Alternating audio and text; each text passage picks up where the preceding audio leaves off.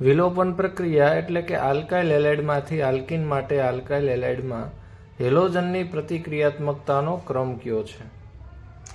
સૌથી પહેલા વિલોપન પ્રક્રિયા એટલે કે આલ્કાઇલ હેલાઇડની સાથે આલ્કોહોલીય KOHની પ્રક્રિયા થતી હોય છે. CH3CH2 અહીંયા ધારો કે હેલાઇડ તરીકે આપણે X ધારીએ તો આ આલ્કાઇલ હેલાઇડમાં સૌથી પહેલા તો આ જે હેલોજન ધરાવતો કાર્બન છે એટલે કે આલ્ફા કાર્બન, એ આલ્ફા કાર્બન ઉપરથી હેલોજન દૂર થાય છે. આલ્ફા કાર્બન ઉપરથી હેલોજન દૂર થાય છે અને જે આ બીટા કાર્બન છે તો બીટા કાર્બન ઉપરથી હાઇડ્રોજન દૂર થાય છે. તો આ પ્રક્રિયામાં કાર્બનની એક સંયોજકતા ઘટે છે અને આ કાર્બનની એક સંયોજકતા દૂર થવાથી બંને કાર્બન વચ્ચે ડબલ બોન્ડ આવે છે, જેને આપણે આલ્કેન કહીએ છીએ. અને આ પ્રક્રિયાને બીટા વિલોપન પ્રક્રિયા પણ કહેવાય છે, કારણ કે બીટા ઉપરથી હાઇડ્રોજન દૂર થાય છે. તો ક્યારે આ વસ્તુ થાય છે? તો કે જ્યારે આલ્કાઇલ હેલાઇડની પ્રક્રિયા આલ્કોહોલીય KOH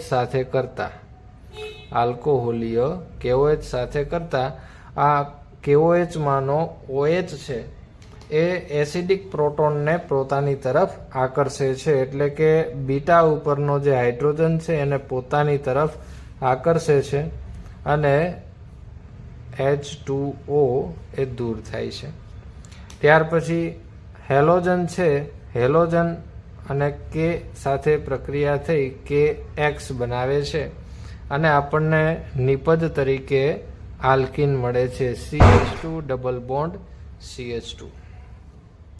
હવે આ પ્રક્રિયા કયો હેલોજન છે એ સરળતાથી કરે છે? હેલોજન તરીકે ક્લોરીન, બ્રોમિન અને આયોડિન આ ત્રણમાંથી કયો હેલોજન હોય તો આ પ્રક્રિયા ખૂબ સરળતાથી થાય?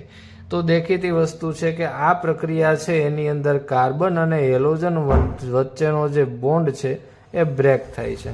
હવે આ બંધ જે હેલાઇડમાં સરળતાથી તૂટતો હોય તો એ હેલોજન છે એ આ પ્રક્રિયા સરળતાથી કરે છે. તો શેની અંદર બોન્ડ સરળતાથી બ્રેક થશે? તો કે જેની બંધ લંબાઈ વધુ હોય. કાર્બન અને હેલોજન વચ્ચેની બંધ લંબાઈ વધુ ત્યારે થાય કે જ્યારે હેલોજનનું કદ મોટું હોય. તો મોટું કદ ધરાવતો હેલોજન તો આયોડિન છે. અને બીજું એક કારણ પણ છે, બીજું એક પરિબળ પણ છે કે જેની વિદ્યુત ઋણતા ઓછી હોય એના કારણે પણ બંધની પ્રબળતા ઓછી હોય છે. તો આયોડિન છે એનું કદ પણ મોટું છે અને વિદ્યુત ઋણતા પણ ઓછી છે, એટલે આયોડિન છે એ આ પ્રક્રિયા એટલે કે બીટા વિલોપન પ્રક્રિયા ખૂબ જ સરળતાથી થશે. આયોડિન ગ્રેટર ધેન, પછીનો નંબર આવશે બ્રોમિન અને પછી આવશે ક્લોરીન.